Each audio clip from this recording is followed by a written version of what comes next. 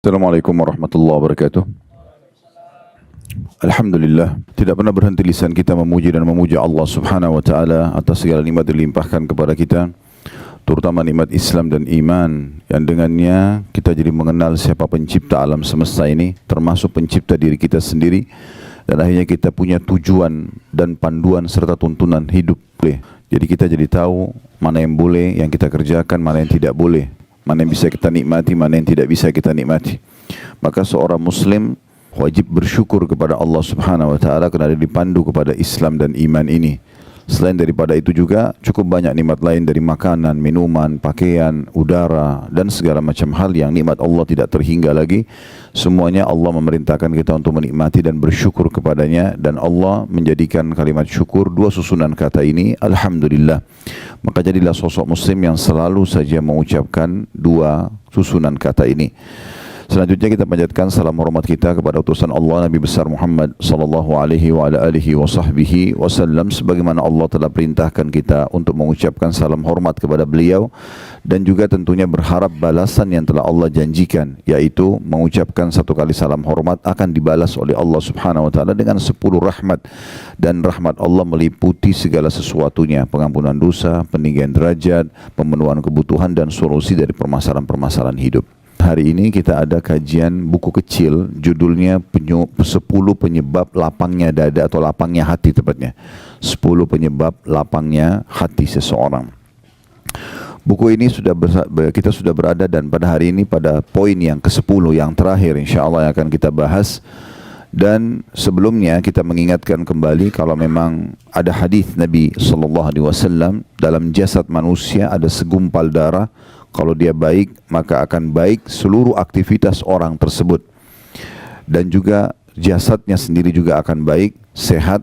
Dan kalau dia rusak, maka rusaklah semuanya. Kata Nabi SAW, itulah hati manusia.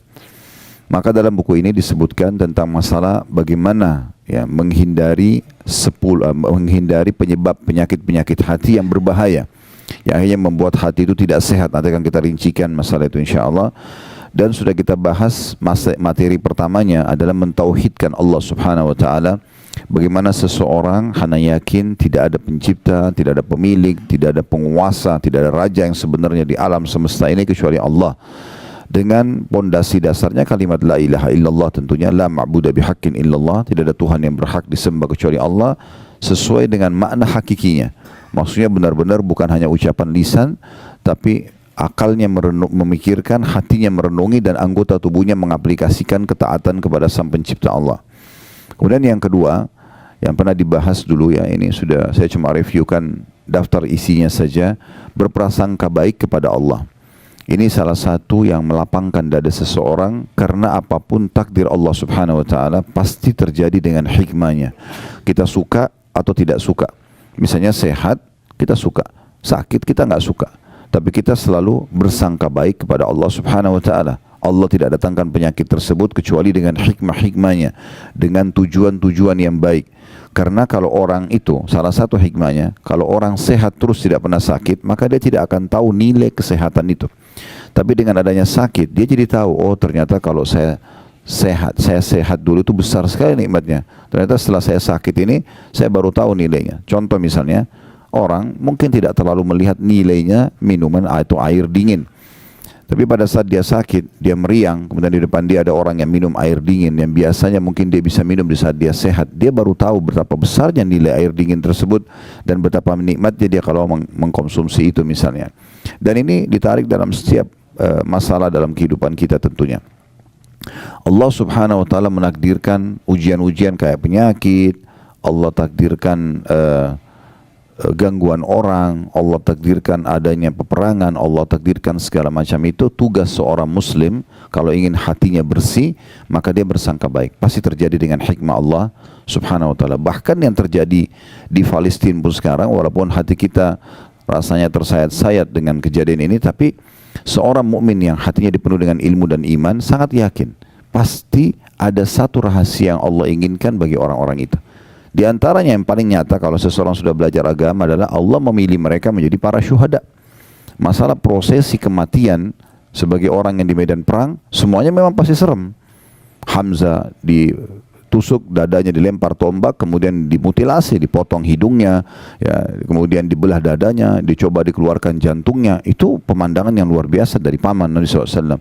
Waktu Nabi lihat, Nabi sempat meneteskan mata, menangis waktu lihat di kancah peperangan. Tetapi Nabi SAW pada saat itu menerima wahyu langsung, dan beliau sampaikan kepada para sahabat, kalau aku diperlihatkan Hamzah di saat ini sedang bertelekan di dipan-dipannya di surga. Artinya kondisi fisik itu bukan menjadi tolok ukur orang ini menderita atau tidak. Mungkin di mata kita yang masih hidup menderita, tapi secara teori agama tidak. Memang begitu prosesinya orang kalau mati syahid, gitu kan? Makanya umumnya hadis-hadis Nabi SAW menyebutkan tentang mati syahid itu, nanti dari tubuh dia yang keluar darah itu akan mengeluarkan bau yang lebih wangi dari kasturi nanti pada hari kiamat. Keluar dari darahnya itu sendiri. Dan itu yang akan membuat para syuhada bangga. Makanya kata Nabi SAW, tidak ada satu orang pun yang masuk ke surga berharap kembali ke dunia kecuali para syahid, dengan tujuan agar mereka merasakan lagi prosesi kematian itu. Jadi prosesi dipenggal lehernya, prosesi ditusuk, begitu dalam hadis. Kalau Bapak Ibu kembali kepada hadis-hadis, semuanya membahas masalah itu. Jadi semua itu subhanallah dengan hikmah-hikmah Allah subhanahu wa ta'ala, ya. Dan dengan itu ternyata hanya sedikit, ya, sakit itu semua, ya, yang kena bom, yang dipenggal lehernya, yang hanya kena luka kecil kemudian dia mati, akhirnya terbunuh mati syahid juga, semuanya kata Nabi SAW, orang yang mati syahid tidak merasakan sakit mati itu kecuali seperti cubitan saja. Jadi tidak ada sesuatu yang berbahaya bagi mereka kecuali hanya di kasat mata manusia saja sebagai ujian dari Allah SWT. Siapa yang orang ingin itu? Kata Nabi SAW dalam sebuah hadis, sesungguhnya manusia yang terbaik adalah manusia yang selalu hatinya terpaut ingin mati di jalan Allah Subhanahu Wa Taala, dimanapun dia mendengarkan berita yang menakutkan atau mengejutkan, maka dia segera memegang tali kekangan kudanya dan dia mengejar tempat tersebut, berharap dia terbunuh atau dia mati di jalan Allah Subhanahu Wa Taala. Karena memang harus melalui proses seperti itu. Nah, kita jadi bisa bersangka baik dengan hikmah Allah SWT. Kita mau keluar, kalau hal ini hal yang besar, hal yang kecil kayak kita mau keluar rumah, tiba-tiba mendung, janjian sama orang batal, ada proyek bisnis tidak jadi, itu hal yang kecil gitu. Orang beriman itu harus yang lebih besar daripada itu, ya. Sampai pada tingkat seperti kasus terbunuh pun itu adalah kecil bagi mereka. Bahkan para sahabat kalau sudah dikumandangkan jihad, mereka berada di saf-saf pertama di barisan pasukan Nabi SAW untuk menjadi orang yang pertama mati syahid.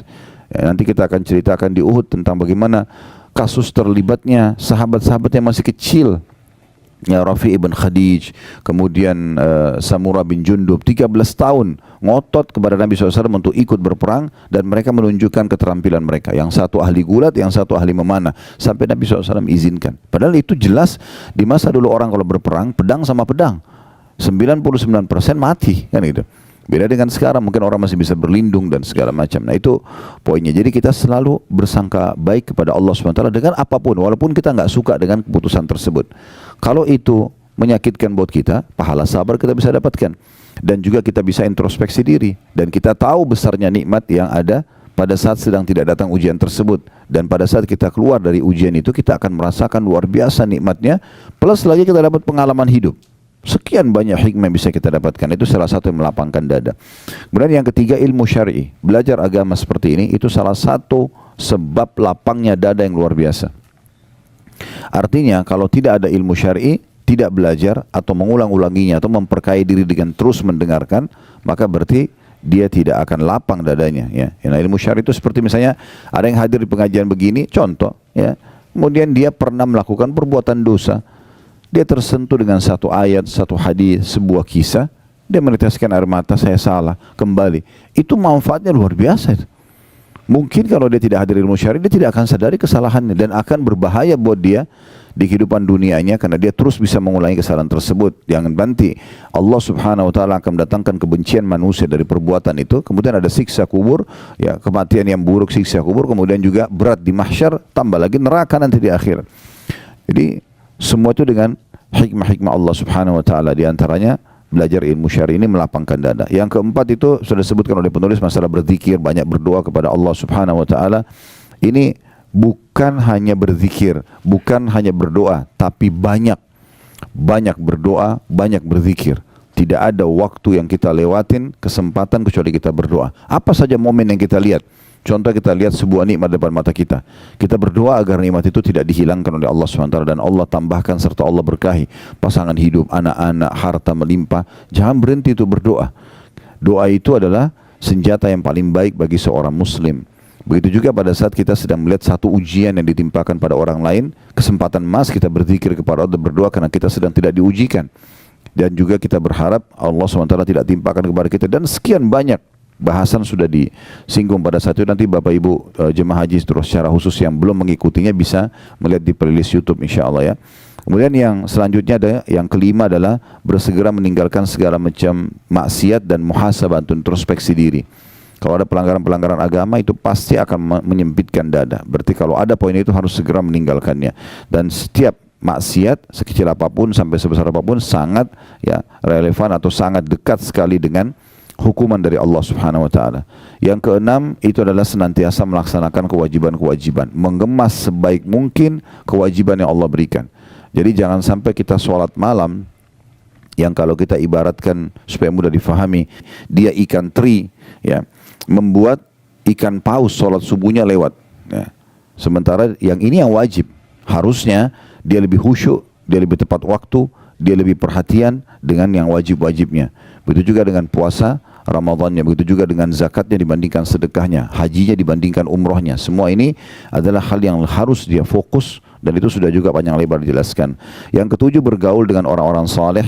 Ini juga sudah jelaskan, nanti akan kita singgung lagi karena di poin ke-10 nanti ada singgungan masalah ini. Yang ke-8, membaca Al-Quran dan rutin membacanya sehingga menjadi sahabatnya atau memang bacaan rutinnya ya. Ngerti tidak ngerti. Dan di saat itu kami sudah jelaskan tentang 4 hal yang merupakan hak Al-Quran, membacanya ngerti tidak ngerti. Dengan cara diurut dari Al-Fatihah, Al-Baqarah, Al-Imran, terus An-Nisa, Al-Ma'idah, Al-An'am sampai surah nomor 114 ya. Ulangi lagi, begitu terus. Yang kedua, tadabbur. Tadabbur itu berarti membaca hanya beberapa ayat saja dari surah-surah tertentu, tujuannya untuk merenungi makna-makna dan mengambil ilmu dan hikmahnya. Kita boleh dari surah yang kita menarik bagi kita, misalnya kita ingin tahu kenapa dalam Al-Quran ada nama-nama hewan, ada surah Al-Baqarah sapi betina, ada An-Naml semut, ada An-Nahl lebah, gitu kan. Ini semua ada Al-Fil gajah. Kenapa Allah SWT menamakan ini? Lalu kita tadabburi, kita baca pendapat para ulama, kita baca terjemahannya, tafsirnya, sebab turunnya ayat itu kalau ada.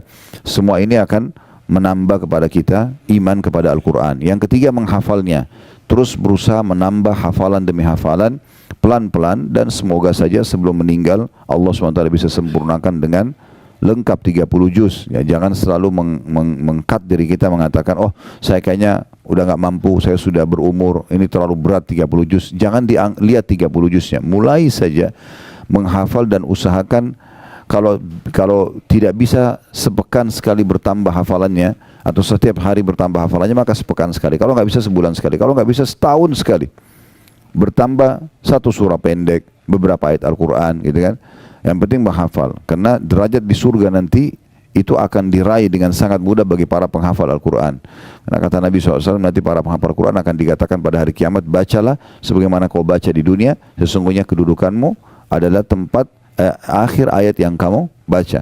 Sebagian ulama mengatakan tangga-tangga surga untuk mencapai derajat tertinggi itu sejumlah ayat-ayat Al-Quran. Sehingga kalau dia baca satu ayat diangkat satu tangga. Begitu terus sampai dia tiba di tempat tertinggi. Yang keempat, yang terakhir, mengamalkan isinya. Kemudian yang kesembilan, berbuat baik kepada sesama. Jadi bagaimana kita membantu orang lain, memuliakan orang lain dan segala macam hal. Ini kemarin di pelajaran Riyadhus Shalihin sudah kita singgung sebenarnya ya. Ini juga sudah kami bahas pada pekan lalu sebenarnya di bahasan buku ini. Tidak diulangi lagi karena kita akan masuk ke materi ke-10. Untuk melapangkan dada, yaitu membuang kedengkian hati dan berkeinginan keras untuk membersihkannya. Nah, kita akan bicara di poin ke-10 ini penyakit-penyakit hati. Ya, jadi hati itu punya penyakit-penyakit. Ulama membagi hati Bapak Ibu sekalian menjadi 3 bagian. Ada hati yang paling sehat, ya. Kemudian ada hati yang sakit dan ada hati yang mati. 3 hati ini memang dirincikan oleh para ulama, ya. Kalau hati yang sehat ini hati yang diisi semuanya dengan keimanan, ilmu agama dan ketakwaan kepada Allah Subhanahu wa taala. Caranya harus banyak belajar, ya. Dengan banyak belajar maka akhirnya hati kita itu selalu menjadi lunak, tunduk kepada Allah Subhanahu wa taala, bisa menerima takdir Allah, bisa memahami tentang fenomena kehidupan ini. Maka itu yang Allah sebutkan dalam Al-Qur'an, yauma la yanfa'u malun wala banun illa man atallaha biqalbin salim, ya. Pada hari kiamat nanti harta dan anak-anak itu tidak akan pernah berguna lagi, bisa menolong kita, ya, kecuali dia selamatkan dirinya dulu, kalau lebih amalnya baru bisa membantu. Kecuali kata Allah SWT, orang yang menghadap kepada Allah dengan hati yang bersih. Nah, hati yang bersih ini ulama menjelaskan tentang masalah hati yang bersih itu. Hati yang berisikan dengan tauhid kepada Allah SWT itu nomor satu dulu. Selalu saja dalam hatinya cuma ada satu Tuhan. Dia yakin kalau dia sedang sehat, sedang ada nikmat, yang ciptakan dia Allah, yang ciptakan nikmat itu Allah, yang bisa pertahankan hanya Allah. Kalau sedang ada ujian, dia sakit misalnya, atau ada gangguan, dia yakin yang ciptakan dia Allah, yang ciptakan masalah itu Allah, yang bisa memberikan solusi hanya Allah, sehingga hatinya penuh dengan ketakwaan kepada Allah SWT, dan dia tauhidkan hatinya, ya. Ya, kayak ini butuh banyak sekali belajar agama dan berharap agar Allah Subhanahu wa taala menambahkan keimanan dalam hatinya. Saya pernah jelaskan dan saya ingatkan kembali, ilmu syar'i yang Bapak Ibu belajar ini seperti duduk seperti sini 1 jam, 2 jam dengarin, atau dengarin online kalau kita sekarang, itu pondasi keimanan.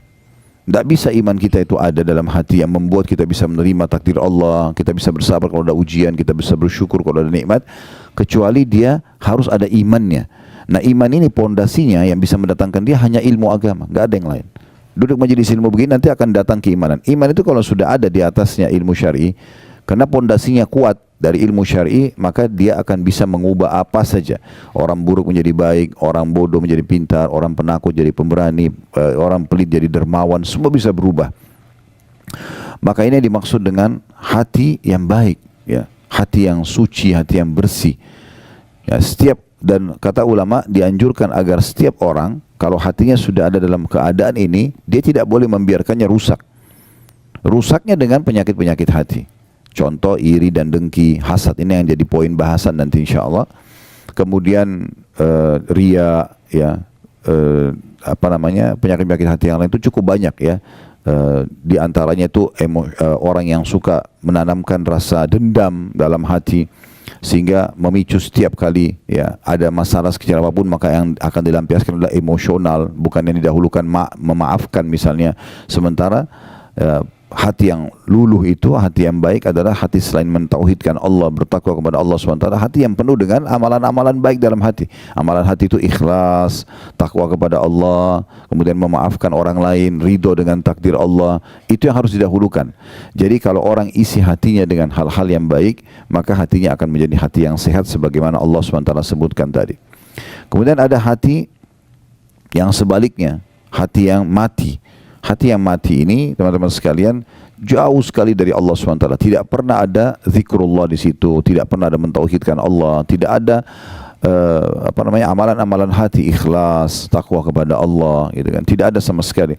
Hati yang seperti ini, kata ulama, gampang sekali. Antara Ibnu Qayyim rahimahullah mengatakan, gampang sekali jauh dari agama, gampang sekali putus asa.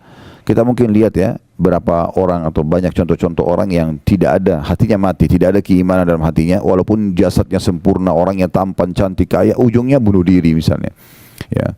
Ujungnya itu malah berbuat hal-hal yang tidak baik dalam kehidupan dia. Dan gampang sekali, sedikit ujian datang dia tidak bisa melewati ujian tersebut. Ini hatinya mati. Kenapa teman-teman kita di Palestina masih bisa melalui kehidupan padahal sudah seperti ini? Itu karena hatinya hidup mereka. Jawaban-jawaban mereka yang tersebar di medsos itu luar biasa itu. Saya lihat ada satu orang kakek yang sudah tua, rambutnya putih semua, dia berdiri dekat rumahnya yang sudah hancur. Ditanya, seorang disengaja diwawancarai, tapi orang ini juga bukan seorang wartawan, hanya sekedar orang yang kebetulan ingin tahu tentang kondisi, menyebarkan berita. Pada saat itu ditanya, bagaimana keadaan anda sekarang? Dia bilang, alhamdulillah saya masih hidup. Ini di sebelah rumahnya yang hancur, dan ditanya di rumah situlah rubuh bangunan tersebut kena dibom oleh Israel. Ya, semoga Allah hancurkan mereka karena ini memang perbuatan yang sangat keji. Istrinya dan anaknya meninggal di situ.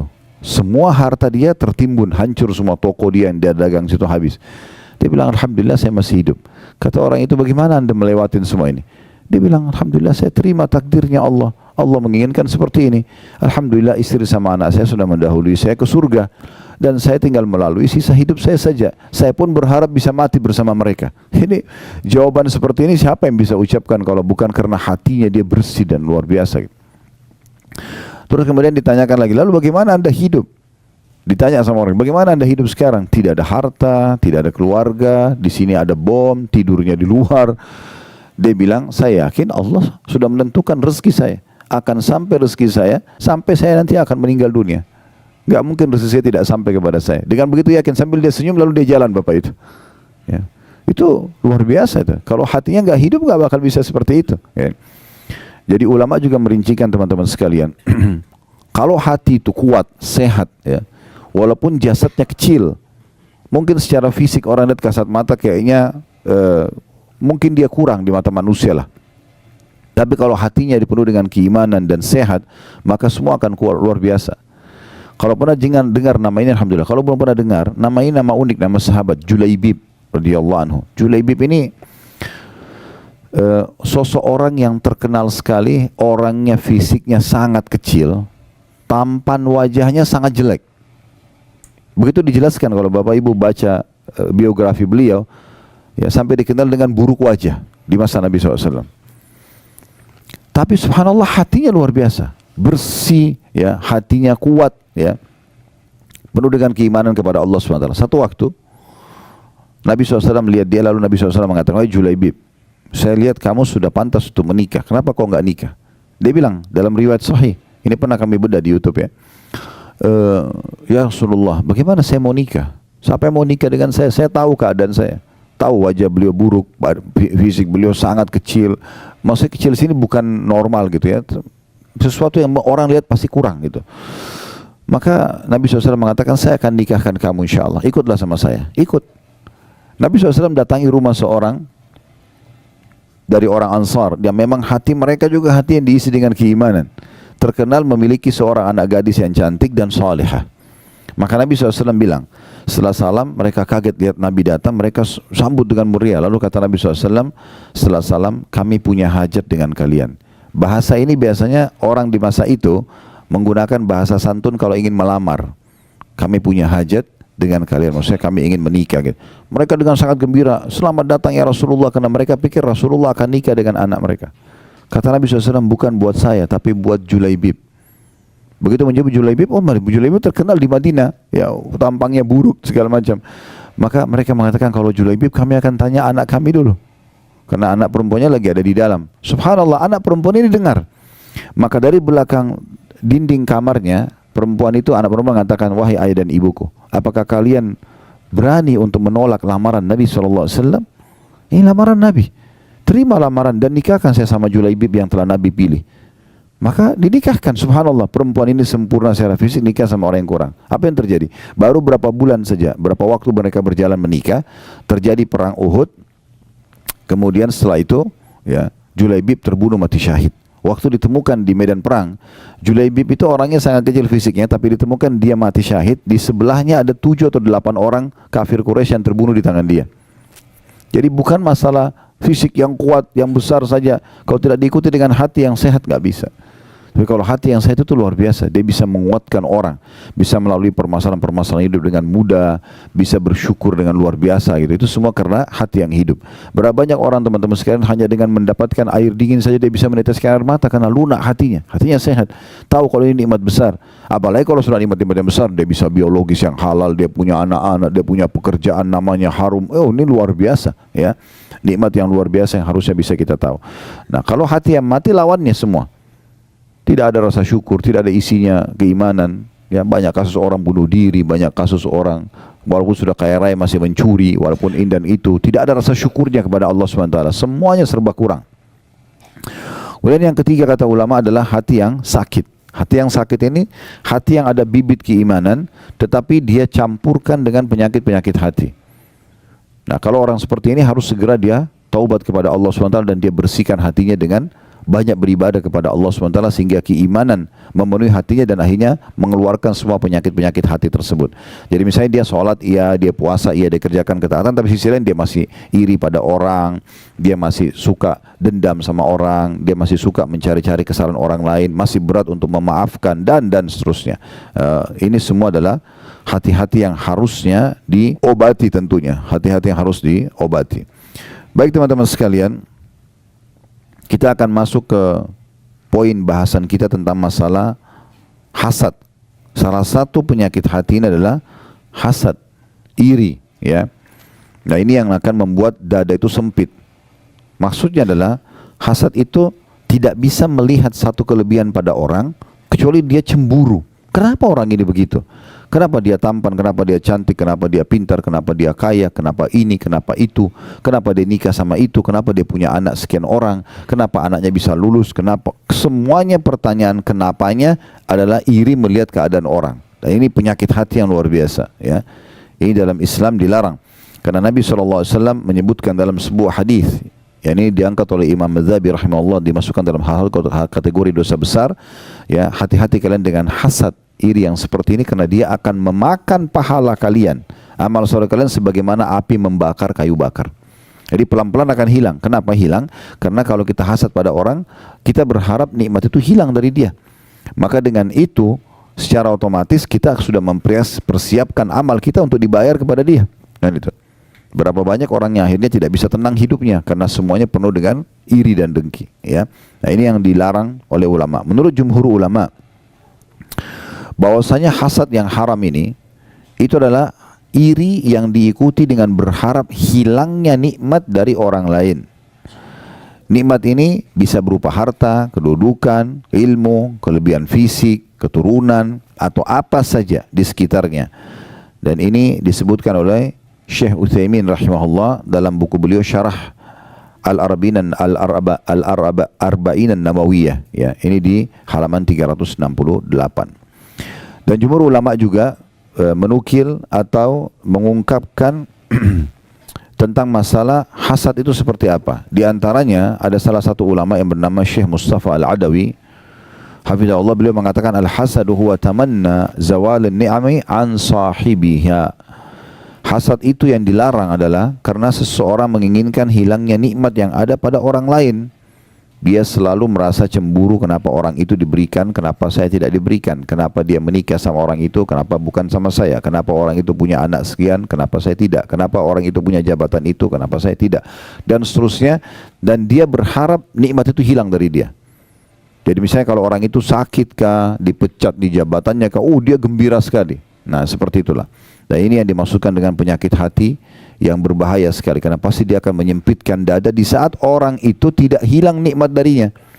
Misalnya orang itu tetap malah ketampanannya, kecantikannya tetap terjaga, hartanya tetap terjaga, jabatannya, maka dia akan terus dongkol, ya, hatinya, karena memang tidak bisa menerima kejadian tersebut. Kemudian Ibnu Taimiyah juga mengatakan al-hasadu huwal bughdu wal qarahatu lima yarahu min husni halil mahsud. Hasad adalah membenci dan tidak suka terhadap keadaan baik yang ada pada orang yang dihasati, ya. Itu kurang lebih gambaran ulama tentang definisi hasad itu sendiri. Dan larangan hasad cukup banyak. Dari dalilnya berhubungan dengan masalah ini tidak dibolehkan. Di antaranya hadis, ya, yang sahih diriwayatkan oleh Imam Muslim nomor 2564 dari hadis Abu Hurairah radhiyallahu anhu bahwasanya Nabi SAW bersabda, la tahasadu. Larangan pertama, jangan saling hasad atau iri dan dengki. Wala tanajashu, dan jangan saling menyakiti dalam transaksi jual beli. Cocok beli, nggak cocok ya sudah, nggak usah dijatuhkan atau jelek-jelekan. Wala tabaghadu, dan jangan juga kalian saling benci. Wala tadabaru, jangan kalian saling mendiamkan atau memusuhi, musuh-musuhan, ya. Ya, tidak saling ngobrol, tidak saling tegur-teguran. Wala yabi' ba'dukum ala bai'i ba'd, dan jangan juga seseorang dari kalian bertransaksi atau jual beli di atas transaksi saudaranya. Wa kunu ibadallahi ikhwana, jadilah semua hamba-hamba Allah bersaudara. Al-muslimu akhul muslim, seorang muslim adalah saudaranya muslim yang lain. La yadhlimuhu, tidak boleh dia menzaliminya. Wala yakhdhuluhu, dan tidak boleh dia menelantarkannya, membiarkannya dalam kondisi ya tidak dipenuhi kebutuhan padahal kita mampu ya. Wala yakdzibuhu, dia tidak boleh berdusta atau membohonginya. Wala yahkiruhu, tidak boleh dia menghinanya. At-taqwa hahuna wa yushiru ila sadrihi sallallahu alaihi wasallam thalatha marrat. Lalu beliau mengatakan ketakwaan itu ada di sini. Untuk menerima perintah yang saya sampaikan ini, pesan yang saya sampaikan ini dari Allah, kata Nabi SAW, ada harus diikuti dengan ketakwaan, dan itu ada di sini. Beliau berikan isyarat di hatinya atau di jantungnya. Bihasbi imri'in minasyarr an yahkira akhahu muslim. Sungguh, kata Nabi SAW, cukuplah satu dosa yang sangat berbahaya bagi seseorang kalau dia menghinakan dan menjatuhkan saudaranya muslim. Kullu muslimin ala muslimin haram. Semua muslim terhadap muslim yang lainnya hukumnya haram. Damuhu, darahnya enggak boleh tumpahkan. Wa maluhu, dan hartanya. Wa irduhu, dan juga kehormatannya. Hadis yang mulia ini teman-teman sekalian, itu luar biasa. Bagaimana banyak sekali pelajaran bisa kita ambil. Tapi yang uniknya, Nabi SAW memulai dengan kata-kata la tahasadu. Jangan kalian saling iri satu sama yang lain. Ya. Bahkan dalam Al-Quran, dalam surah An-Nisa, Allah Subhanahu wa ta'ala menitikberatkan tidak boleh laki-laki sama perempuan saling iri. Karena memang masing-masing sudah Allah berikan tugas dan memang ciptaan fisik yang berbeda. Gitu. Sudah masing-masing jalankan tugas dengan baik. Gak boleh laki-laki iri, kenapa perempuan bisa hamil, saya gak bisa. Kenapa dia bisa melahirkan, gak bisa. Akhirnya kan dia operasi kelamin lah segala macam. Ya. Karena dia tidak bisa menerima itu. Atau laki-laki yang maka jadi seperti perempuan. Maka dalam hadis Allah Subhanahu wa ta'ala melaknat laki-laki yang menyerupai perempuan, perempuan yang menyerupai laki-laki misalnya. Dan Allah menjelaskan itu dalam Al-Quran ya, tentang masalah tidak boleh. Lirrijali nasibun mimma iktasabu wa linisai nasibun mimma iktasaban was'alullah min fadli. Laki-laki sudah Allah tentukan ciptaan fisiknya, tugas-tugasnya, dan perempuan juga begitu. Dan tidak boleh saling ya, cemburu satu sama yang lain. Kata Allah, wala tatamannu ma faddala ba'dukum ala ba'd. Jangan kalian saling cemburu satu sama yang laki-laki perempuan. Lirijali nasibun mimma iktasabu, laki-laki memiliki apa yang sudah Allah tentukan dan berikan kepada mereka. Walinisai nasibun mimma iktasaban, dan perempuan juga memiliki apa yang sudah Allah tentukan bagi mereka. Haid, melahirkan, menyusui dan segala macam, itu kan tidak boleh disamakan, tidak bisa. Was'alullah min fadlan, mintalah kepada Allah karunia-Nya. Mintalah kepada Allah karunia-Nya. Jadi tidak mungkin bisa disamakan. Pernah ada datang seorang wanita di masjid Nabi SAW dan mengatakan, ya Rasulullah, saya utusan semua wanita di Madinah, punya pertanyaan, bisa saya bertanya? Kata Nabi SAW, silahkan. Lalu kata perempuan tersebut, kalian kaum laki-laki sholat berjamaah di masjid, perempuan sholatnya di rumah. Boleh ke masjid, tapi beda sama laki-laki. Laki-laki memang pendapat jumhur ulama mewajibkan malah, dengan segala keutamaannya. Doa keluar rumah, doa menuju ke masjid, setiap langkah satu langkah mengampuni dosa, mengangkat derajat dan catat satu pahala. Masuk masjid, kaki kanan ada doanya, pahala sendiri, sholat qobliyahnya, doa di antara azan iqamah, takbiratul ihram pertama imam, dan segala macam zikir habis sholat. Ini perempuan di rumah. Ini otomatis berjamaah umumnya, ini sendiri. Kalian sholat berjamaah, kalian mengantar jenazah. Ya. Sholat jenazah laki-laki perempuan bisa, tapi mengantar jenazah ini umumnya pendapat ulama melarang kaum wanita, gitu kan? Kecuali darurat sekali. Dan itu diberikan kriteria oleh Imam Qurtubi rahimahullah dengan dia tidak menjembatkan fitnah bagi orang yang mengantar jenazah. Bukan anak muda, anak-anak ABG yang bisa bercanda-bercanda lagi mengantar jenazah. Akhirnya hikmah mengantar jenazah hilang. Orang takut terhadap kematian segala macam. Dia intinya tidak disarankan wanita untuk mengantar jenazah. Sementara kata Nabi SAW apa? Kalau kalian sholat di jenazah dapat 1 qiraat. Kalau mengantar jenazah sampai di makam 1 qiraat. Berarti perempuan dapat 1 qiraat. 1 gunung kena sholat, tapi tidak dapat 1 qiraat yang lain mengantar jenazah. Laki-laki bisa. Ini kalian mengantar jenazah, sudah ada perbedaan maksudnya. Kalian sholat di masjid, kalian mengantar jenazah, kalian mencari nafkah. Kata Nabi SAW, tidak ada seorang muslim yang keluar mencari nafkah tulus untuk keluarganya kecuali di jalan Allah. Pernah ada sahabat mikul barang sangat berat dan sambil keringatan. Akhirnya ada beberapa sahabat yang lewat bersama Nabi SAW lalu mengatakan, ya Rasulullah, andai saja orang seperti ini dihitung di jalan Allah, kesian banget gitu, keringatan, dia mikul barang berat. Kata Nabi SAW, siapa yang keluar mencari nafkah buat kedua orang tuanya, maka dia di jalan Allah. Siapa yang keluar untuk membiayai keluarganya, istri dan anaknya, di jalan Allah. Siapa yang keluar untuk membiayai dirinya sendiri, dia juga di jalan Allah. Dan siapa yang keluar justru untuk ria, untuk berbangga-bangga, malah dipakai pendapatannya untuk maksiat, itu adalah di jalan syaitan. Jadi memang ini jalan Allah SWT. Perempuan tidak punya kewajiban cari nafkah. Boleh bekerja boleh, selama tidak haram. Tapi bukan tugas dia. Suami yang wajib memberikan nafkah. Kemudian kalian juga berjihad. Perempuan tidak ada kewajiban jihad. Dari semua peperangan Nabi SAW, kalaupun ada perempuan ikut, maksimal 20 orang setiap kali perjalanan Nabi SAW. Hanya untuk membantu mungkin masak, ngobatin orang luka, tapi tidak ada kewajiban perangnya. Laki-laki perang. Ini jihad pahalanya luar biasa. Gitu kan.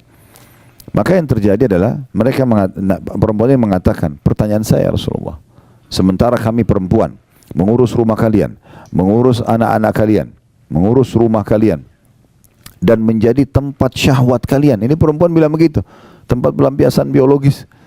Apakah pahala kami dengan kalian sama? Itu pertanyaannya. Jadi sudah beda semua profesi ini, lalu apa pahala kami sama kalian sama? Kata Nabi SAW, para sahabat, kalian dengar pertanyaan wanita ini? Mereka mengatakan iya. Kata Nabi SAW kepada wanita itu, pulanglah, sampaikan kepada semua wanita yang kau temui kalau pahala kalian sama. Jadi mengurus rumah, ngurus anak itu bukan main-main. Sama dengan pahala laki-laki di luar rumah. Ya Allah SWT berikan. Jadi tidak perlu ada hasad. Karena semua sama aja. Tinggal tergantung kewajibannya. Gitu. Tergantung dia jalankan yang diperintahkan oleh Allah SWT. Nah itu orang tetangga bantal kita tidak boleh saling hasad. Bagaimana dengan orang yang di luar daripada itu? Orang terdekat aja nggak boleh. Ya. Termasuk kepada saudara-saudara sendiri. Bagaimana Allah SWT gambarkan dalam surah Yusuf tentang cemburunya saudara Yusuf kepada Nabi Yusuf AS. Karena mereka cemburunya luar biasa. Ya iri. Sampai akhirnya yang mereka lakukan apa? Mereka membuang Nabi Yusuf ke dalam sebuah sumur. Dalam kisah yang masyhur. Gitu kan? Dan akhirnya membuat Nabi Yusuf AS sampai dipungut oleh satu kafilah safar, ya, yang sedang yang kafilah dagang sedang lewat, kemudian dibawalah ke Mesir. Intinya Allah muliakan memang, tetapi dijauhkan dari ayahnya sampai ayahnya Nabi Yakub buta matanya karena sedihnya selalu menangis mengingat Nabi Yusuf AS. Nanti ujungnya juga Allah pertemukan tentunya. Tetapi di sini kita lihat bagaimana saudara sama saudara, dan Allah salahkan perbuatan saudara-saudaranya Nabi Yusuf, ya. Walaupun terakhir di akhir surahnya bagaimana mereka bertaubat kepada Allah Subhanahu wa taala, gitu kan. Tetapi itu terjadi dan itu dilarang, tidak dibolehkan. Begitu juga dengan siapa saja, umumnya kaum muslimin di luar sana tidak boleh kita merasa iri. Lalu apa yang saya lakukan, Ustaz? Kalau seandainya ada sesuatu yang ada pada orang, tapi saya berharap juga saya punya. Itu kan sangat sensitif masalah hasadnya di situ, ya. Maka ulama mengatakan ada namanya ghibthah. Ghibthah itu sama kita melihat satu kelebihan pada orang dan kita berharap Allah berikan kepada kita, tapi syaratnya tidak berharap hilang dari orang itu. Misal contoh, dan ini tidak bentrok dengan sunnatullah. Sunnatullah itu apa? Misalnya Prof Huda Masya Allah tampan, saya berharap ya Allah minta wajah seperti beliau, kan? Tidak mungkin sunnatullah, nggak bisa kan kita. Tetapi yang bisa adalah yang tidak bentrok dengan sunnatullah, seperti harta, ya, kepintaran, gitu kan. Begitu keturunan yang mungkin lebih, ya, dan itu yang kira-kira tidak bentrok dengan sunnah yang bisa kita dapatkan. Nah itu bisa ghibthah namanya. Ghibthah itu kita berharap agar diberikan juga kepada kita seperti orang itu, tapi ingat syaratnya tidak berharap hilang dari orang itu. Itu ghibthah. Itu yang sesuai dengan hadis Nabi SAW, la hasada illa fitnatain. Tidak ada hasad kecuali pada dua orang. Rajulun ata'allahu Qur'ana fayutlu ana al-lail wa ala an-nahar. Seseorang yang Allah berikan Al-Quran lalu dia sibuk membaca di siang dan malam hari. Ya. Wa rajulun ata'allahu malan fahu yunfiku. Ya. Dan orang yang diberikan ana al-lail wa ana an-nahar, dia diberikan harta, kemudian dia sibuk sedekahkan di siang dan di malam hari. Nah ini dua orang, kama qala Nabi SAW, dua orang ini yang boleh kita merasa iri. Oh ternyata orang ini kaya raya tapi sibuk infak. Mungkin kita kaya tapi nggak berinfak, gitu kan? Atau kita belum punya harta tapi kita ingin seperti dia. Atau ada orang pintar sekali, dia mengajar sana sini, banyak prestasinya, buku-buku dia bestseller, apalah segala macam. Kita berharap bisa seperti dia. Maka itu semua tidak bentrok dengan sunnatullah dan tidak berharap hilang dari orang tersebut. Nah, orang hasad itu beda. Kalau tetangganya beli AC, dia yang kedinginan. Nah, itu hasad. Tetangganya beli mobil, dia dongkol, kenapa beli mobil baru? Begitu tetangganya mundur, tabrak pagar, syukurin tuh. Nah, karena memang dia tidak suka itu kan. Tapi kalau orang yang ghibthah beda. Orang itu baru beli rumah baru. Oh Masya Allah, berkahi dia ya Allah, dan berikan saya lebih baik dari dia atau sama dengan itu, boleh. Itu gak masalah. Subhanallah, ada satu hal yang saya lihat dari teman-teman saya yang ada di sini di Saudi, dan itu kayak sudah memasyarakat di sini. Kalau kita kayak cerita ini, saya kemarin baru misalnya seorang dokter buka klinik. Pertama ucapan mereka itu, Barakallahu fiik, semoga Allah berkahi, semoga Allah begini, semoga Allah kembangkan, begitu. Karena mereka faham hadis Nabi SAW, tidak ada seorang muslim yang mendoakan muslim yang lain kecuali malaikat di atas kepalanya mengatakan wala kamithluhu wala kamithlu. Kau akan dapat yang sama, kau akan dapat yang sama. Jadi sebenarnya kita kalau doakan, kalau ada misalnya ada orang kaya nih, ada orang sukses, kita bilang doakan supaya dia lebih sukses. Mungkin kita akan bertanya, untuk apa? Dia sudah sukses. Sebenarnya doa yang kita panjatkan, semoga Allah berkahi dia ya Allah, semoga apalah langgengkan hubungan rumah tangganya, semoga ini dan itu sebenarnya kita sedang doakan diri kita sendiri. Dan kita akan mendapatkan sesuai dengan doa kita. Tapi kalau sebaliknya kita mengatakan, ya Allah hilangkan nikmat itu dari dia, sebenarnya malaikat juga mengatakan, kau akan dapat yang sama. Doa kita kepada Allah untuk orang itu belum tentu diterima, tapi doa malaikat untuk kita diterima sama Allah SWT. Nah ini kita harus memahami baik-baik tentang masalah hasad itu. Jadi tidak dibolehkan sama sekali. Ya, kita harus hati-hati sekali. Ya. Kemudian Nabi SAW juga mengatakan tentang masalah wala tanajashu, dan jangan kalian saling menyakiti dalam transaksi jual beli. Ini juga sama nih, penyakit hati kadang-kadang. Ada orang nih contohnya yang di poin ini, dia mau beli satu produk, dia sudah suka produk itu sebenarnya, dan dia tahu sebenarnya kalau dia beli, ya itu udah cukup. Nantinya kalau dia seorang pedagang, dia beli harga 100.000 rupiah, dia udah tahu sebenarnya orang ini pun mungkin sudah ada keuntungan, tapi dia tahu dia bisa jual 200.000, dia bisa jual 500.000. Tapi karena hatinya nggak bersih, dia berharap memeras orang itu sampai pokoknya maksimal. Kalau perlu untungnya sekecil mungkin, dan dia akan ambil keuntungan sebesar mungkin. Ini tidak ada dalam orang yang hatinya bersih gitu. Udah kita beli produk, kita merasa cocok, kita tahu kita bisa ambil keuntungan, udah berikan saja, kasih saja. Biarkan Allah yubarik lahu, Allah berkahi dia. Kenapa kita harus iri orang ini akan dapat keuntungan berapa? Apalagi sampai telusuri berapa dia dapat keuntungan.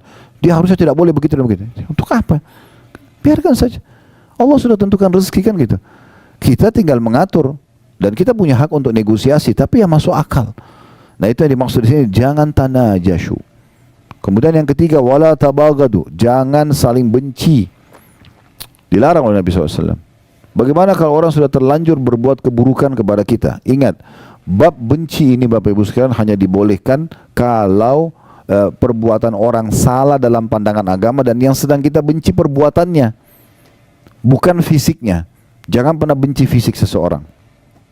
Yang kita benci itu adalah perbuatannya. Misalnya ada orang menggibah kita, memfitnah kita misalnya, mengambil barang kita, yang sedang kita benci perbuatannya, jangan fisiknya. Karena dia bisa saja taubat seketika, atau satu waktu dia taubat. Contoh misalnya, dia taubat nasuha, kemudian dia minta maaf sama kita. Tetapi kalau hati kita sudah terlanjur kotor, tidak baik, kita susah memaafkan dia. Karena yang kita benci fisiknya orang.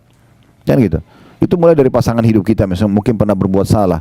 Kalau kita membenci perbuatannya, sebagaimana agama mengajarkan kita untuk membenci perbuatan yang dipandang salah dalam agama. Ya, dia pernah berzina, selingkuh, dia pernah berbohong, apa saja.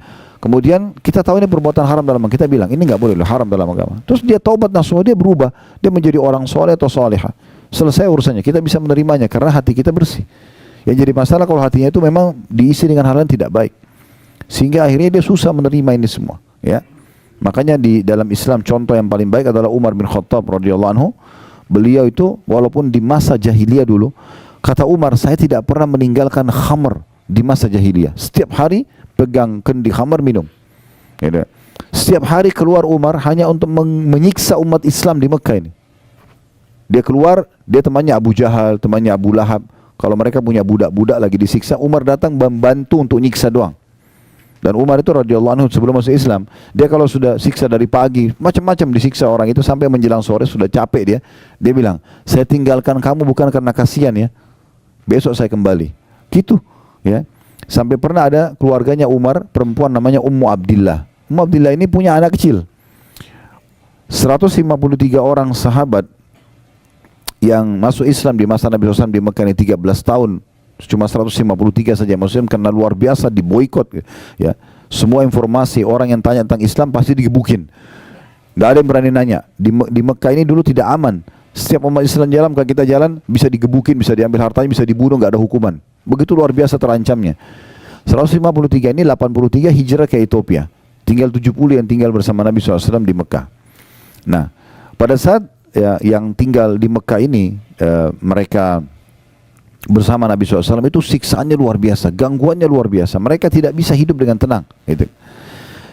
Maka mereka ada yang keluar ke Ethiopia. Salah satu yang keluar ke Ethiopia ini adalah Ummu Abdillah, keluarganya Umar bin Khattab ini.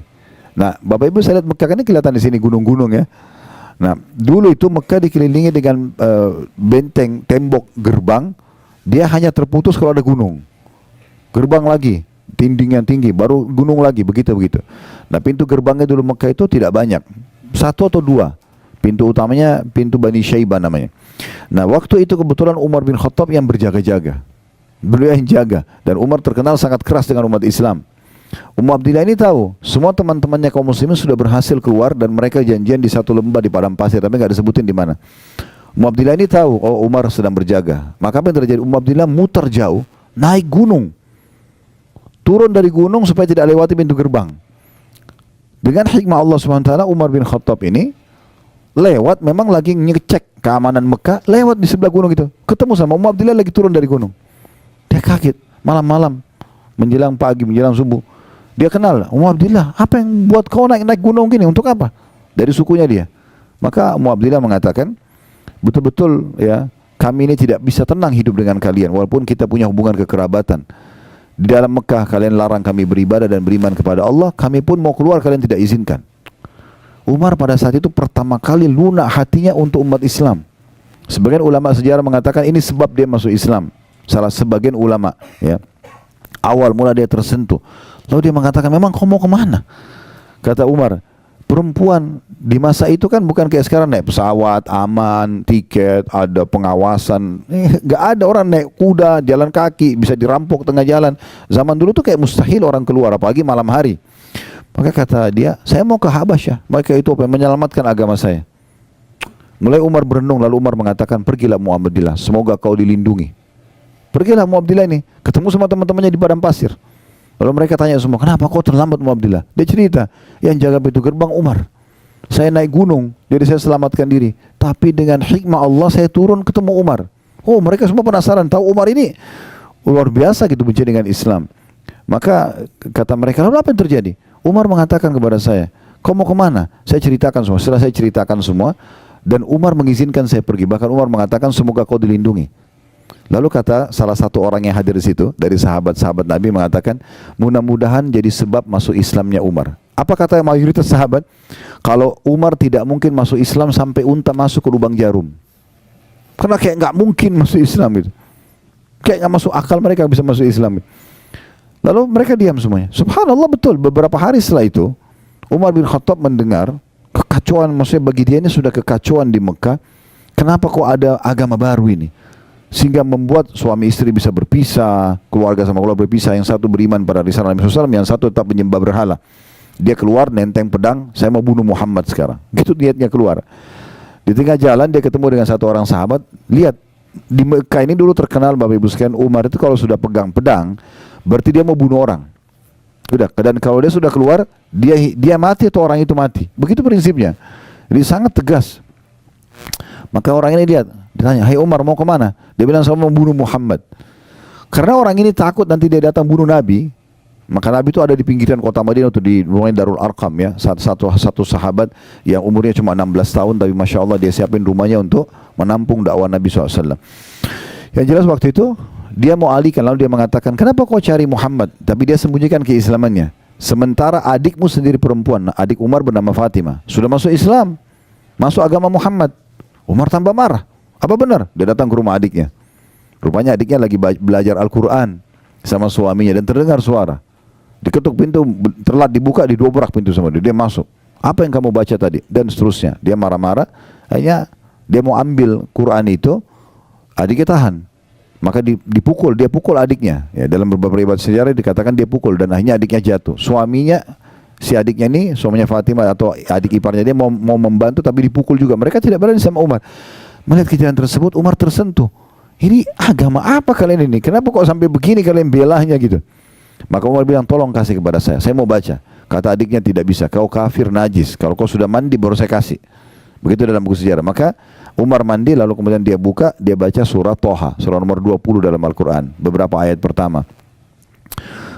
Kurang lebih maknanya, kami turunkan Al-Quran bukan untuk membuat sedih hai Muhammad. Kemudian ada cerita Nabi Musa alaihissalam, isinya luar biasa dan dia ngerti dalam bahasa dia, tersentuh hatinya. Lalu Umar mulai, yang tadinya badannya sangat ditinggikan, orang yang kekar dan orang yang pemberani, tiba-tiba dia tuntukin iparnya, lihat ini kayaknya ada perubahan dengan baca Quran. Maka tiba-tiba dia mengatakan, tolong tunjukkan di mana Muhammad. Lalu dipandulah sampai ketemu dengan Nabi SAW. Waktu dari jauh dia datang, dia masih pakai baju perangnya, dia masih pegang pedangnya. Maka sahabat yang lihat dari lantai 2-nya rumahnya Arqam ini, ya, melihat Umar datang. Semua sahabat ketakutan. Maka kata Hamzah itu, ya Rasulullah, saya yang hadapi dia. Ya, ada apa-apa? Mereka tidak tahu kalau mau masuk Islam. Ya, kata Nabi SAW tidak. Hamzah masuklah ke dalam kamar. Nanti saya yang hadapi. Begitu dibuka pintu, Umar tundukin kepalanya lihat Nabi SAW, lalu kemudian dipanggil oleh Nabi, lalu Nabi pegang pundaknya dan digoyang dengan keras sambil mengatakan, hai Umar, belum tibakah saatnya kau tunduk dengan agama Allah? Maka Umar tundukin kepala 2-3 kali sampai akhirnya beliau masuk Islam. Tapi yang jadi saksi bahasan kita teman-teman, Umar bin Khattab kalau kita mau benci fisiknya, ya itu sudah tidak ada orang yang suka sama dia. Semua hal yang dilakukan keburukan pada masa itu, ya, apalagi untuk umat Islam. Tapi subhanallah, apa kata para sahabat? Kami merasa termuliakan setelah masuk Islamnya Umar. Ya, dan Nabi SAW berdoa, ya Allah muliakanlah Islam dengan salah dari 2 Umar, Umar bin Khattab dan Amr bin Hisham. Ini Abu Jahal. Abu Jahal ini julukannya namanya dia Amr bin Hisham, karena 2 orang ini pemimpin Mekah dan kalau ambil satu keputusan dia nggak mau mundur. Pokoknya dia jalan aja, punya prinsip, nah gitu. Tapi luar biasa, bagaimana kita ambil pelajaran teman-teman, kita tidak melihat fisik orang, tapi kita sedang melihat perbuatan salahnya. Kalau ini kita lakukan, hati kita bisa bersih. Ya. Tapi kapan kita benci fisiknya, ini menjadi masalah. Ya. Dan kita sulit sekali memaafkan orang. Kenapa banyak orang susah memaafkan orang? Karena dia benci fisiknya. Ya. Ini saya kasih contoh yang lain supaya mudah difahami. Kita kasih contoh di makanan misalnya. Ya. Kalau teman-teman satu waktu makan ikan, amis ikannya. Yang kita benci apanya? Ikan atau amisnya? Nah, banyak orang tidak, ikannya yang dia benci, sehingga dia tidak mau makan ikan. Dia pikir semua ikan amis. Benar nggak? Sekarang antum makan jeruk, jeruknya asam. Yang kita tidak suka apanya? Nah, banyak orang tidak begitu. Dia benci jeruknya. Ya. Jadi yang dia benci fisiknya ini yang salah. Sehingga akhirnya membuat dia tidak mau sama sekali makan lagi itu, tidak mau lagi, tidak mau. Ada orang begitu. Pernikahan, rusak pernikahannya. Yang dia benci, ya pernikahannya keliru. Masalah kan ada permasalahan dengan sifatnya pasangan dia. Belum tentu semua orang sama. Saya berapa kali nasihatin orang begitu, dia berumah sudah janda atau duda, datang konsultasi dengan keluarga mereka, kemudian minta saran, ini soalnya tidak mau menikah lagi. Ada yang sampai 10 tahun, ada yang sampai sekian lama. Kenapa? Trauma dengan yang itu. Trauma dengan masalah, ya, perbuatan pasangan yang dulu, tapi dia tidak boleh membenci pernikahannya. Itu nggak ada urusannya sama pernikahannya. Bisa saja dia dapat orang yang lebih baik gitu, ya. Istri saya kebetulan waktu itu kami masih di Makassar, punya sahabat dekat. Qadarullah terjadi yang tidak baik antara rumah tangga dia sama istrinya gitu. Ya, mereka juga waktu itu masih agak jauh dari agama, tapi intinya perempuan ini teman dekat istri saya. Terjadi cerai sama suaminya, intinya perempuan itu terpengaruh dengan laki-laki lain sampai akhirnya dia nikah sama laki-laki lain, ditinggalkan suaminya, merasa terpukul segala macam gitu ya. Mungkin setelah kejadian itu sekitar 6-7 tahun, seingat saya kalau saya tidak salah, ada tablik akbar di Makassar. Saya sudah pindah ke Jakarta, tablik akbar di Makassar di masjid yang besar waktu itu ya, Masjid Al-Markas. Alhamdulillah waktu itu selesai tablik akbar, lalu ada satu orang dari jauh manggil saya, Assalamualaikum Ustaz. Saya pikir jemaah umumnya salaman. Terus dia bilang, antum lupa sama saya. Ingat siapa orang ini? Karena berubah.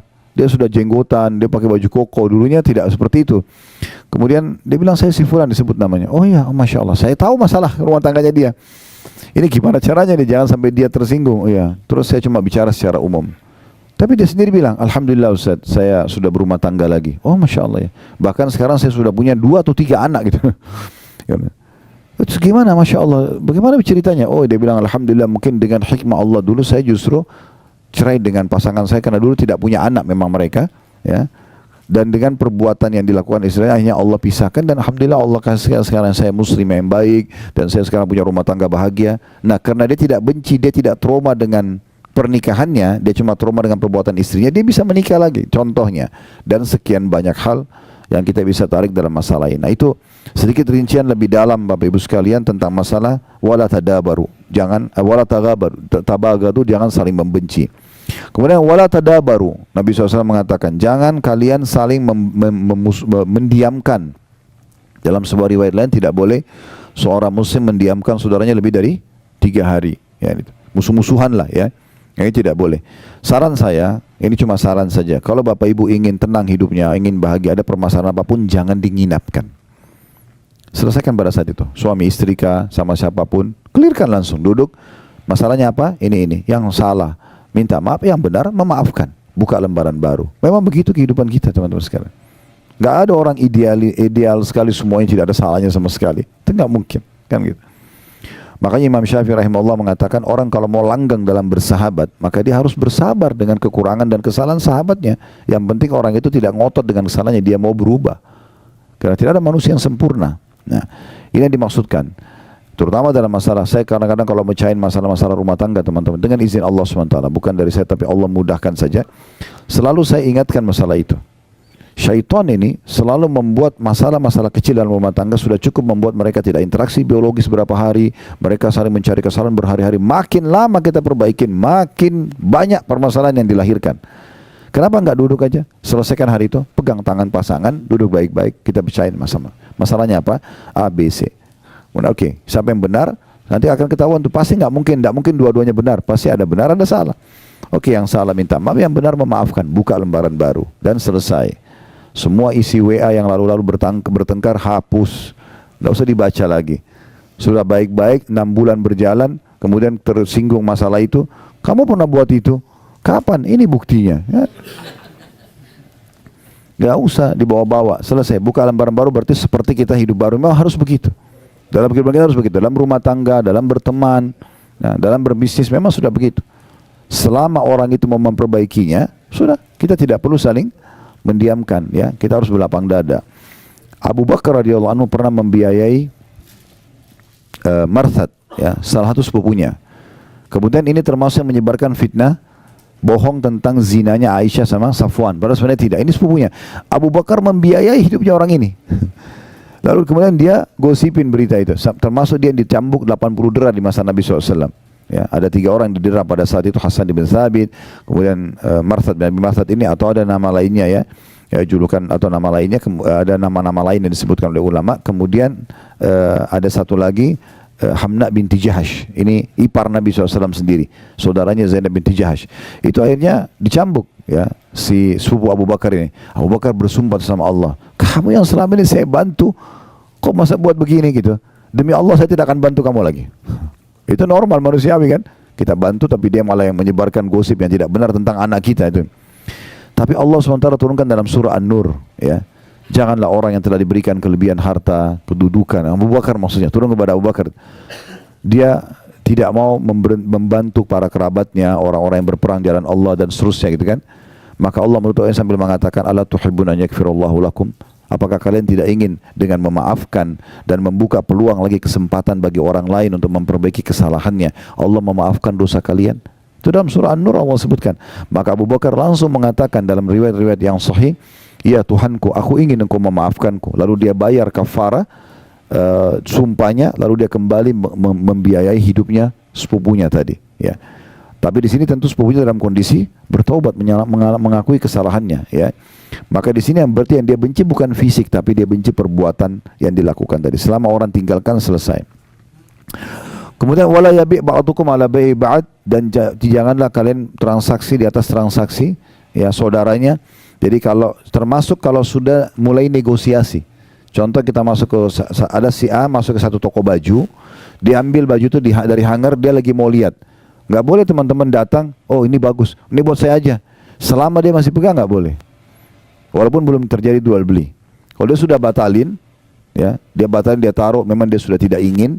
Kita tahu orang ini mungkin masih ragu, dia masih mau pilih yang lain, baru kita bilang, ya ini sudah selesai, ya baru kita ambil, gitu. Ya, Itu begitu saya tidak boleh. Apalagi kalau orang sudah bayar DP, orang sudah transaksi baru kita batalin dengan cara kita memberikan harga yang lebih mahal. Ini semua hukumnya haram. Transaksi sudah jadi hilang keberkahannya.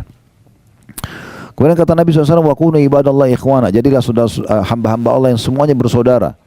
Ya, kalau bersaudara berarti saling mendahulukan satu sama yang lain. Ingat kemarin kita singgung hadis Nabi SAW ya, dari Abu Sa'id Al-Khudri, di mana Nabi SAW mengatakan waktu lihat orang balik kiri kanan seperti orang butuh, kemudian Nabi bilang, siapa yang punya kelebihan tunggangan bagi pada yang tidak punya, siapa yang punya kelebihan bekal berikan kepada yang tidak punya. Sampai kata Abu Sa'id, Nabi SAW sebutkan berbagai macam jenis harta sampai kami mengira tidak ada lagi kelebihan muslim terhadap muslim lain dari harta saudaranya. Seperti satu mobil itu punya kita semua sama-sama, rumah punya kita sama-sama, seperti gitu. Karena Nabi SAW suruh berbagi. Dan Abu Sa'id mengatakan menurut hadis kemarin kita singgung gitu ya, saya memiliki 1 ekor unta saja dan saya coba menampung 2-3 orang, dan akhirnya saya membagi rata waktu penggunaan unta tersebut antara saya dengan saudara-saudara saya tersebut. Jadi memang luar biasa bagaimana Islam datang membangun ukhuwah ini ya. Kisah yang masyhur yang kita tidak asing lagi tentang Abdurrahman bin Auf dengan Sa'ad bin Ubadah radhiyallahu anhu. Sa'ad bin Ubadah memiliki setengah harta kebun kurma di Madinah, dia punya 2 orang istri. Ini bayangkan teman-teman, saya kadang-kadang kalau mau menyampaikan berulang-ulang kisah ini, saya bayangkan kalau saya di posisinya Sa'ad, begitu luar biasa susahnya ini. Sampai dia mengatakan, hai Abdurrahman, sebagai bentuk cinta saya kepadamu karena Allah, saya akan memperlihatkan, saya memiliki setengah kebun kurma di Madinah, ini punya saya akan bagi. Ya, anggap kalau kita di Jakarta punya perusahaan-perusahaan, semua ada ribuan perusahaan, setengahnya 500, misalnya 1000 perusahaan, 500 punya kita, bagi 250 perusahaan punya kamu langsung. Ini orang baru ketemu hari itu, baru disaudarakan dalam Islam, langsung dia mau berbagi. Tidak cukup sampai di situ. Saya punya 2 orang istri, lihat salah satunya, yang mana kau cocok, bukan yang tua, yang mana kamu cocok, saya lihat bilang, saya ceraikan, habis iddah kau bisa nikahi. Itu pembangunan ukhuwahnya itu bagaimana itu? Tetangga bantalnya pun dia mau serahkan untuk saudaranya, tapi dengan cara yang syar'i yang benar. Dia minta keridhaannya, dia ceraikan, kalau cocok nanti dinikahi oleh saudaranya muslim. Tapi hati yang bersih dibalas dengan hati yang bersih. Abdurrahman bin Auf mengatakan, saya tidak perlu, semoga Allah berkahi hartamu. Udah, biarin aja, itu hartamu punya kamu. Saya tidak akan minta 1% pun. Istrimu juga, semoga Allah berkahi keluargamu, jangan diceraikan. Lalu Abdurrahman minta ditunjukin pasar, dia bekerja dengan melihat di pasar itu mana toko yang paling besar dan apa yang paling biasa mereka jual. Karena mayoritasnya dulu mereka kerja kebun kurma, maka dia cari peralatan perkebunan yang paling besar. Lalu dia bilang, saya mau haji dari Mekah, bisa nggak saya beli jatuh tempo, saya beli sekarang, besok saya bayar. Maka karena dia setuju, maka Abdurrahman pun jual di pasar itu dengan bawa tanpa modal kecuali barang orang yang dititipkan atau dia beli jatuh tempo, laku besok terus begitu sampai dia jadi kaya. Sekitar beberapa waktu setelah itu dia datang ke masjid Nabi SAW pakai baju baru dan kelihatan seperti pengantin. Orang pengantin itu berubah penampilannya segala macam. Kata Nabi SAW sambil senyum, ada apa wahai Abdurrahman? Sepertinya ada perubahan. Dia mengatakan, Rasulullah, saya sudah menikah sama seorang wanita Ansar. Kata Nabi SAW, apa yang kau jadikan sebagai maharmu? Dia bilang, emas seperti biji kurma. Ya. Maka Nabi SAW mengatakan, kalau gitu iklankan walaupun dengan seekor domba saja. Tapi di sini kita bisa lihat bagaimana jenis-jenis hati yang luar biasa dan persaudaraan yang dijalin dalam Islam. Kemudian kata Nabi SAW, al-muslim akhul muslim, muslim adalah saudara muslim yang lain, la yadhlimuhu, tidak boleh dia menzaliminya. Zalim ini berarti tidak memberikan hak atau mengambil yang bukan hak kita. Tidak boleh sama sekali. Kemudian wala yakhzuluhu, tidak boleh dia menelantarkannya, membiarkan dia dalam kondisi dia sakit, dia butuh. Sudahlah itu urusan dia. Enggak bisa begitu. Walaupun kita tidak kenal. Ya, makanya sebagian orientalis, orang-orang non-muslim yang belajar Islam, pusatnya di Kanada, mereka punya kampus sendiri dan itu banyak melahirkan di tengah-tengah umat Islam orang-orang liberal ya. Yang memang pemahamannya kita sudah tahu di negeri kita pun ada, semoga Allah kasih hidayah semuanya ya. Boleh, semuanya toleransi, semuanya segala macam, tidak ada batasan mana yang boleh, mana yang tidak boleh dalam agama Islam.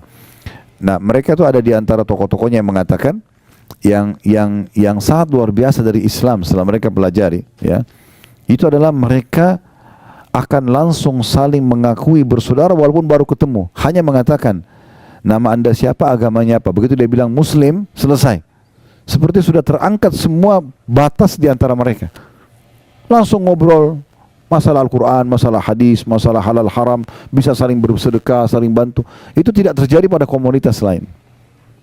Dia memang sudah seperti itu orang muslim, dia tidak akan telantarkan saudaranya. Wala yakdzibuhu, tidak boleh dia mendustakannya. Ya, apa yang disampaikan kita iakan kecuali betul dia terbukti dusta. Ya. Kemudian juga wala yahkiruhu, tidak boleh dia menghinanya. Ya, sama dengan cara apapun, misalnya menghina secara fisik, mencibirnya, ya, mempraktek baik dengan lisan ataupun dengan praktek tubuh ya. Kalau teman-teman pernah, tentu saya yakin kita hafal semua surah Al-Humazah ya. Allah SWT berfirman di ayat pertamanya, wailun likulli humazatin lumaza. Kecelakaan, kebinasaan, kehancuran, siksa di lembah neraka, itu namanya wail. Kalau Bapak Ibu baca wail seperti wailun lil mutaffifin, ya, wailun likulli humazatin lumaza, ini wail dalam bahasa Arab bisa berarti kecelakaan, kehinaan, siksaan di lembah di api neraka gitu kan. Ini semua maknanya sama.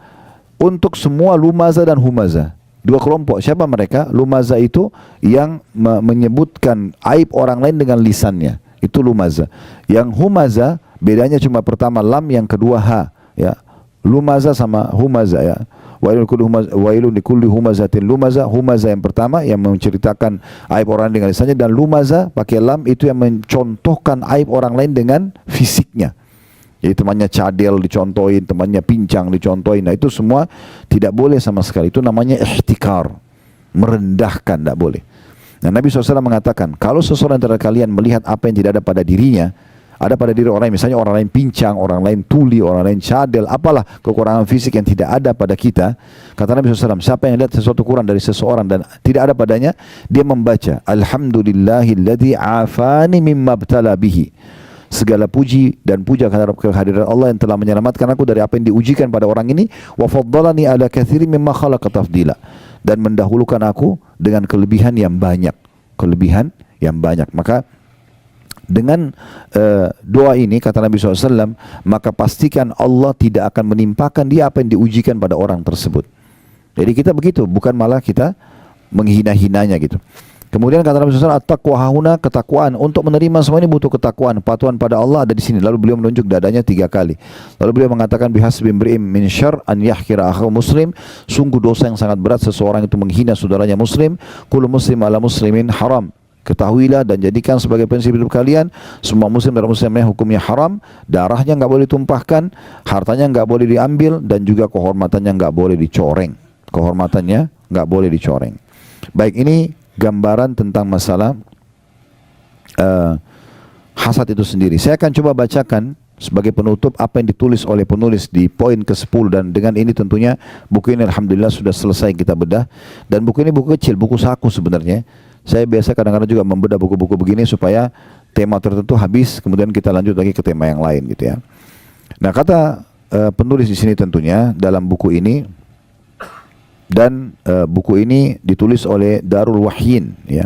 Beliau mengatakan, hati yang bersih adalah sebab penting agar sebab penting yang menyebabkan kelapangan hati seseorang. Dan itu otomatis akan mendatangkan kegembiraan dan kebahagiaan untuknya. Saya ulangi lagi, hati yang bersih, bersih dari kesyirikan, dari maksiat, dari segala macam hal yang tadi sudah kita berikan rinciannya, dan sudah kita rincikan lebih dalam lagi penyakit-penyakit hati yang dalam hadis baru saja kita jelaskan. Hati yang bersih adalah sebab terpenting yang menyebabkan kelapangan hati, yang akan mendatangkan kegembiraan dan kebahagiaan untuknya. Sementara dendam dan dengki adalah penyakit hati yang paling berbahaya dan pasti akan menyempitkan dada seseorang. Lalu kata beliau, Ibnu Qayyim rahimahullah mengatakan, di antaranya ya, ini perkataan Ibnu Qayyim nanti kita jelaskan lebih jauh. Bahkan ya, yang terbesar ialah membuang kedengkian dalam hati. Maksudnya kalau mau lapang dada, kata Ibnu Qayyim, di antara cara yang paling baik, yaitu seseorang kalau mau mengeluarkan dan membuang kedengkian hati ialah, di antaranya yang untuk melapang dada, bahkan yang terbesar adalah mengeluarkan dan membuang kedengkian hati.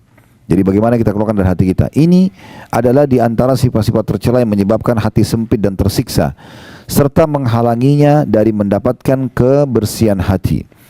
Sebab ketika manusia melakukan sebab-sebab yang bisa melapangkan dadanya, sedangkan ia tidak membuang sifat-sifat tercela tersebut dari hatinya, maka itu tidak berguna untuk melapangkan dadanya ya, atau tidak ada gunanya kalau dia lapangkan dada sementara masih ada penyakit-penyakit hati dalam hatinya. Maksimal kata beliau, ia memiliki dua unsur yang masuk pada hatinya dan hati tersebut akan dikuasai oleh unsur yang lebih dominan dari keduanya. Dia baik, bersih atau dia jahat gitu. Ya. Maka kita harus pilih salah satunya. Karena itu hendaklah Anda, semoga Allah Subhanahu wa taala, ini kata Ibnu Qayyim ya.